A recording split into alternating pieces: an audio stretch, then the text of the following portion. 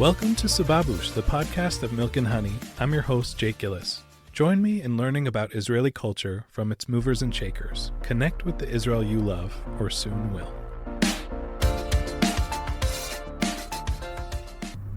Welcome back to Sababoosh, the podcast of Milk and Honey. In this episode of Sababoosh, we're hitting the road with Yair Agmon. Yair is a writer, filmmaker, and storyteller whose work captures the beauty and contradictions of Israeli life. You may know him from his show on Khan and his unforgettable short films, where everyday encounters turn into windows onto the soul of Israel. In this conversation, we're diving into the world of Tremping, or hitchhiking, in Israel. It's more than just a way to get from point A to point B. It's a cultural phenomenon.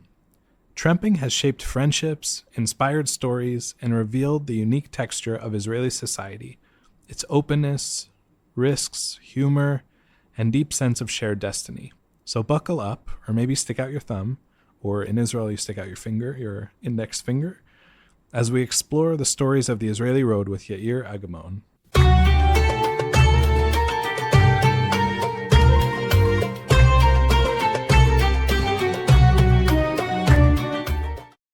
Yair, thank you so much for coming on Sababoosh. Sababoosh. Shalom. מה המצב? So I thought we'd start with your work as a director. You're very intentional. You choose a subject and you dive in. Now you have the show Tremping, the hitchhikers in English. Yes. How did you come to the topic? What's the connection for you? I'm sure it's a deep passion for it sounds. The psychology answer is that my parents, they meet each other in a hitchhike. My mother stand in the station, and my father stopped with his car and took her. And this is how they met each other. So this is like something, above. But the story how this project was born is that I was a film student in Jerusalem. And in the second year, I think, to the studies, so a friend of mine, Elad, gave me to read his script. He wrote a script about a couple who lives in the West Bank in El. And because I'm ex-Orthodox, so ex-religious, I don't know how you say it, but he gave me to read, and I read it, and I told him, it's not a good script. Like, you need to do research. You need to talk with the people to understand that they are real people. He wrote them as a joke. And I offered him to drive to Bethel and talk with the people. And he was afraid to drive to Bethel. And I told him, so I'll come with you. So we went together to Bethel with a car and start searching for people to talk with. And it was awkward, and we didn't find people in the streets and stuff. And then I said to him, listen, there is like tons of people on the bus station, hitchhikers. Let's take them to wherever they want and talk with them about the script. And he said, okay. So we drove to the station and we took a guy. And he had a crazy story, life-like story. He was in a divorce crisis and he had a sick girl. Huge story. So we took him to wherever he wanted in Jerusalem, and then he go to his life. And we said, we didn't talk about the script. Let's take another one. And it was like a day that we met a lot of people, and it was super powerful to meet them and to see how open they are and how we were shocked. And when we drove back to Jerusalem, we told each other, so we have to do something with it. Who cares about the script? Let's do something with the hitchhikers. And we were sure that the people were so open and exposed, how you say, like when someone is talk about his heart. Really open. Expressive. So, yeah, and so we thought it because they didn't have cameras on their face, like it was just conversation. And so we said, let's try. Let's come back to Bethel with the same car, but let's put the cameras in it. So we did it. And we realized from the first shooting day of the hitchhikers, we realized that people actually want to tell their stories. And the people we met, the hitchhikers, were so open, and they talked about everything. And they sign on like a paper, a list that they don't have no problem to publish it. And this is how the project was born. Like, we realized that it works. It took us 4 years to understand that it's going to be a web series, like not a. I didn't imagine when I were a film student. I didn't imagine myself making YouTube videos. I was between, in my imagination, I was between Truffaut and Tarantino somewhere. And in the second we understood that it's a short project for Facebook, Instagram. So we just edited it, and it was a huge success from the first episode. It's amazing. It's very special. The fact that you record it and so many people are able to be in the car with you is very special. Something I'm really curious about is you mentioned how open people have been. And in America, in the UK and other places, hitchhiking is very like Dark, frowned upon, yeah. dark, scary. Yeah. Oh, there are serial killers. You Yeah, can't pull they over. took your body and cut it, yeah. Exactly. But in Israel, it's different. That's not the case. You see a lot of people willing to pick people Yeah, up. there is areas in Israel till now that there is, this is the, like the, not economy, like this is the way that people travel. In the Shtachim, all the settlements, people just, this is the way they coming back. And in Kiryat Shmona, there is like areas where people still hitchhike, and it's nice thing. I think it's really nice. I taking hitchhikers even when I'm not shooting. I like it. It's a sweet idea, and people are sweet. You don't have. You can meet weirdo or stuff, but still, it feels safe. Do you have to work hard to get people to open up? Like, how do you? What are your questions that lead to them spilling their heart? I think the answer is it's not the right question. The question is not interesting. What's interesting is the energy. Like, if they feel that I'm with them, I don't want to. If I'm turning my camera into your face, so your default is that I'm gonna. I would say it in a clean Hebrew, in clean English, but it's a bad thing, camera. So my mission is to make the people understand that the cameras here are like in your side, and we're just curious about your story. I'm not trying to do anything. I'm not like, people are very suspicious from like car full of cameras. So my mission is, the first 5 minutes of the ride is to make them understand that I'm with them. I'm telling them, listen, I'm taking you wherever you want. We can turn the cameras off. We can turn them on, and then you decide afterwards. We can shut them in the middle, whatever you want. It's your story, it's your life. And while in the minute they understand that the power is in their side, and they understand that I'm not here to, I don't know, put them out in a bad way, the opposite is. So when they understand it, so my problem is that they talk too much, and my problem is that they insulted that the episode is not published, because the shooting day are very long. I can meet 70, 80 people in one season, and we have only 10 episodes. So people are very, yeah. How do you choose those 10 or? When it's an episode, this is my first answer, and we have it's a channel, it's a public channel, and I have bosses, and I send them like 12 options, and they choose. So it's together with the Tagid, with Kan 11. You're born in Israel, raised in Israel, Yes. You live in Israel. Do you, as a part of that openness, and you get in the car and you feel connected to the other person, is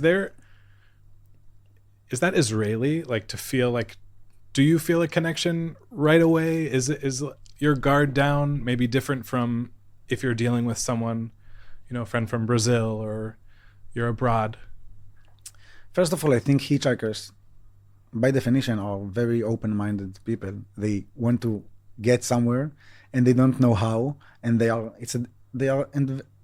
the adventure. I don't know how to say it. They have built-in love for adventures. This is the first thing. I think in Israel, the temperament in Israel in general is like to be together, to be involved. You can see it in a good way when, if I'll see someone having a, how you say, puncture, like in A flat tire. So if you see someone, I'll stop my car and try to help him. And it's unique. We are together. But you can also, I was in the supermarket in the other day and people start to shout, like to scream on me because I don't know, they thought I'm going to steal their elevator. I don't know. Everything is, we are like family. And there is a good sides of it and bad sides. And for TV show, it's wonderful because people are very open, are very like, it's easy. Actually, you said it's unique, but it's not unique. When we published the first season, I got 100 messages from people who said, it was my idea. It's a very simple and basic idea to put the cameras in a car and talk with people. Who watches it? Because if you go on YouTube, you have 100,000 views from most of them or a lot of them. Like, who's watching a Trempist team? It's a good question. A lot of people. Like, we have episode with more than 1 million views. And I think many young people, many like students, they show this project in high schools, in units in the army. So it's also very fun to binge it because if you see one episode and you like it, so you'll say, I want to see another one. And then you'll see another one. And sometimes I get messages from people who tell me, dude, I just watched your all 8 seasons so people like to watch another one. So and we actually, when in the last seasons, when it started to be a thing here, so we are doing a premiere and we screen all the new, like, for example, if we have a new season, so I'm writing on Facebook list and we are going to screen it outside, everybody invited, and 400 people came to see a web series because they like it. Like it's the media is so full of hate and stuff, and it's like a candy to the soul. I know that many people write it to me that it's a nice thing to see how people can connect to each other easily. I'm wondering in terms of how common it is today. Like when you were little, when you were growing up, was it more common and it's become less common? I know the army over the years has forbidden soldiers from Tremping. Yeah. Is it pretty common today? Is it mostly in Yishuvim? Like it's connected to the transportation. If, for example, I used to go to Ofakim. Ofakim is a city in the south. So it used to have many hitchhikers there. And now you will see none, because the buses got better. You know what I mean? Yeah. So every area that have good transportations, good buses, so there is no hitchhikers there. And where it's not, so it's an option. And many like ultra-Orthodox take outside Bet Shemesh, Tveria. There is an area. Now I'm pro. I can tell you exactly where you should go to meet a lot of hitchhikers. Yeah, it's still going on. I can take hitchhike. Like I can hitchhike. I like in this August, I did a trail, a hike with my kids, and it wasn't a circle. It was like from A to B. And I told them, yeah, we're gonna get to the end of the trail, and then we're gonna hitchhike. And someone took us. Wow. It was nice. Also really nice to see being on a bus in Israel or being on the train, that it's not so much that people are closed off there. Like you still have that warmth, and you still have people, strangers but not really strangers, opening up. Maybe not in the same way as when they come into the car. And it's a good thing and a bad thing together. It's a mix, right? Because you can sit in the train and someone is shouting, let's daven, let's pray mincha. You want to pray? Dude, I'm on the train. Yeah, you just want to, you're on your computer, you just want to do your own work. People talking. Yeah. I like it. I prefer this way than to be called and everyone to himself. You prefer that? Yeah, I prefer Israel. I like the way everything here is like too close. Yeah, it really, like you were saying at the grocery store, people were shouting. You wouldn't really do that kind of shouting if you like didn't feel connected to the other person. You feel, your brother, you got upset with your siblings. Yeah, I like it. Do you have a favorite episode or an episode, like a conversation that really has stuck with you? Yeah. First of all, I want to say that we have episodes that are online, but in the shooting days, we meet hundreds of people, and many non-episode meeting, just a hitchhike in the world, are very meaningful for me. For example, I can tell you that we met a young girl near Jerusalem in a village, and she was on her way to the psychologist. Yeah, and I asked her, like, funny way, what's going on? And then she started to say that she didn't say what I'm going to say. She said that she have a stomach problem, and it started in very young age. She gave us a clue that's something like sexual harassment. It was horrible. Like, it was totally moving. It wasn't an episode because everything was so sensitive, but we sit in the car and crying. She's crying, I'm crying. My friend Roy, who making this project with me, we all cried. And then she went to her life. And it's not an episode because you can't publish it, but it was a moment in real life. So it was very powerful, for example. But if you ask me about episodes, so I can tell you that in the 5th season, the last episode, it's a young woman.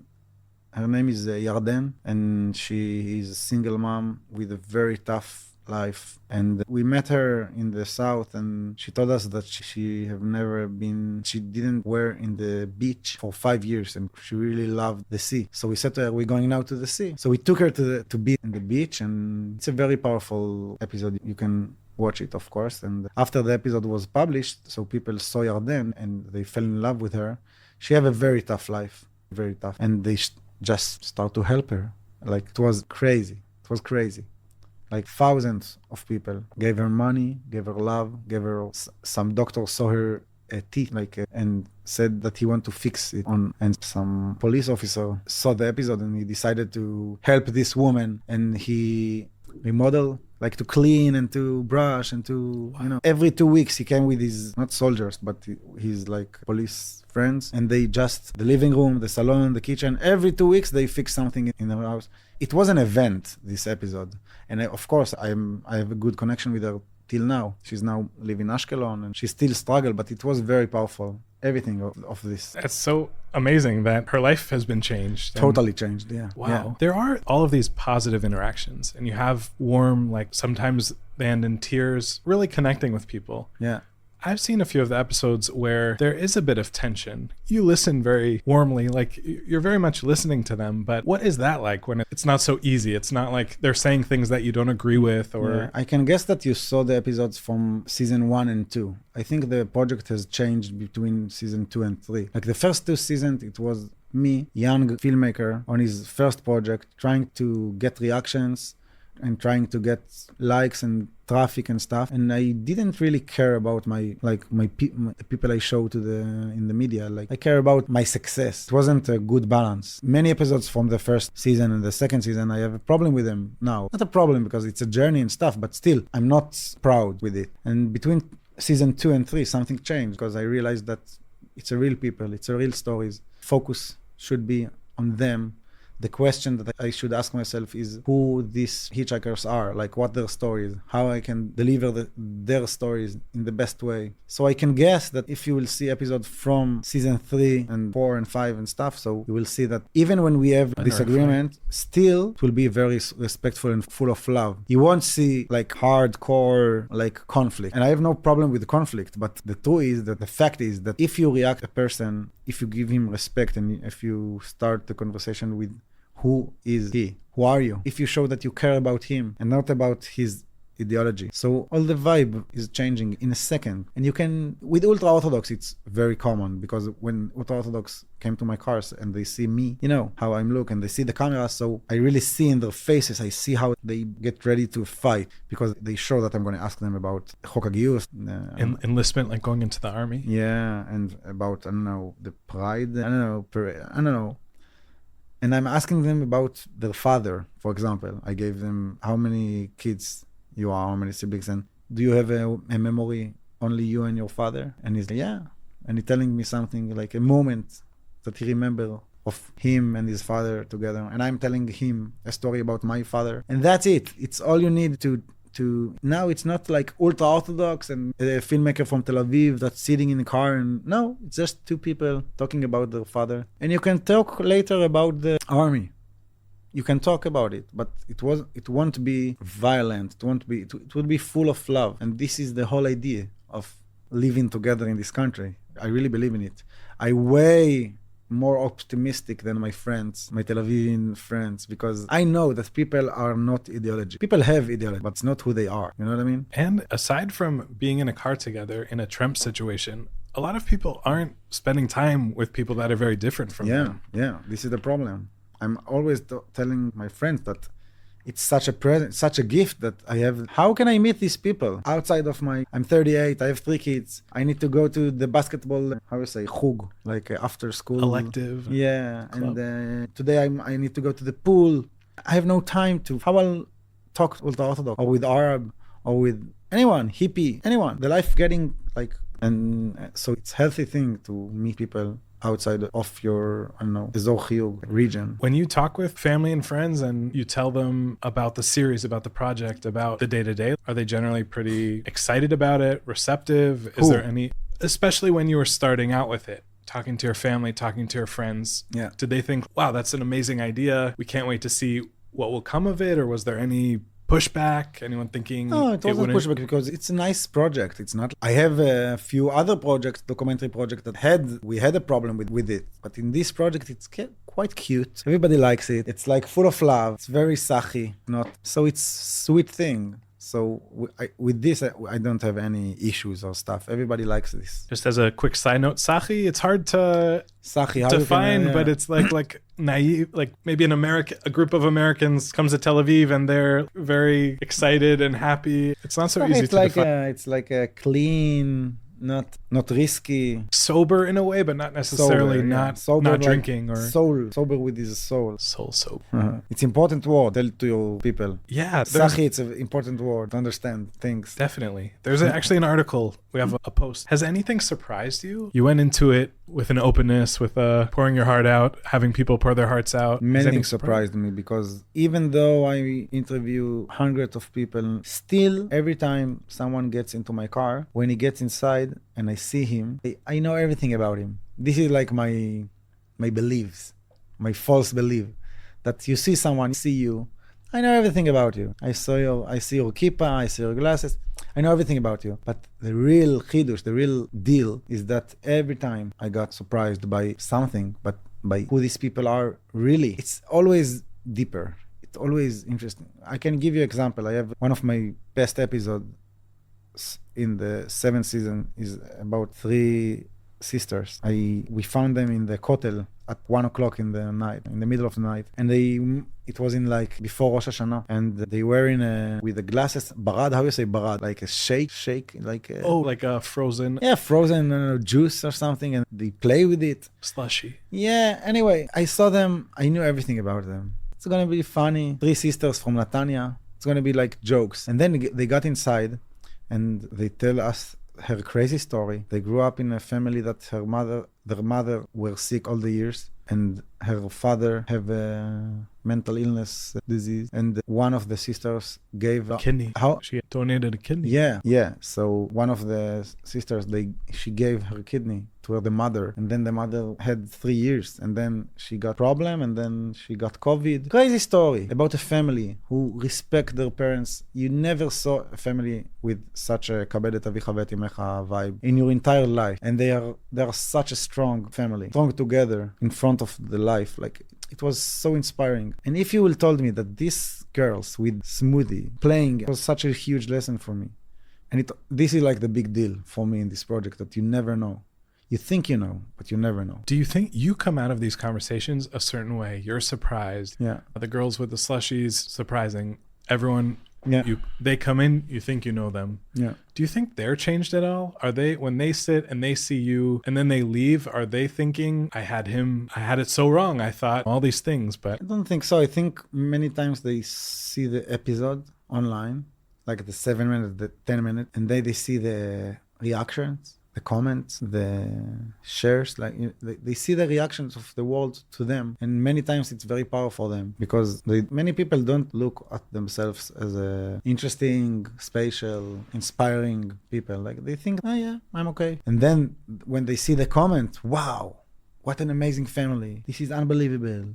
Yeah.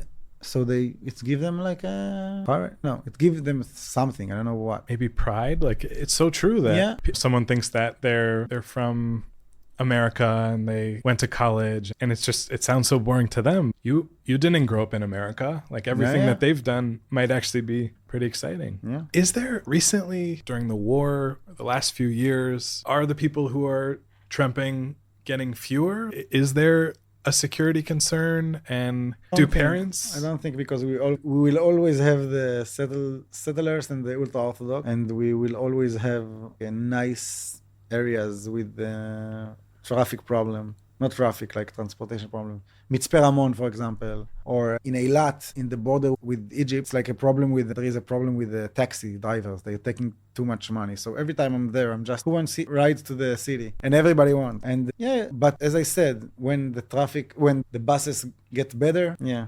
So people prefer it like took the bus. In Ofakim, for example. In Ofakim or in Mitzpe Ramon, do you think parents, when their kids go on a trip or something, they say, okay, Itai or Shira, whatever you don't tremp? I think all the parents don't allow to take rides, except of the West Bank, maybe, because it's super common.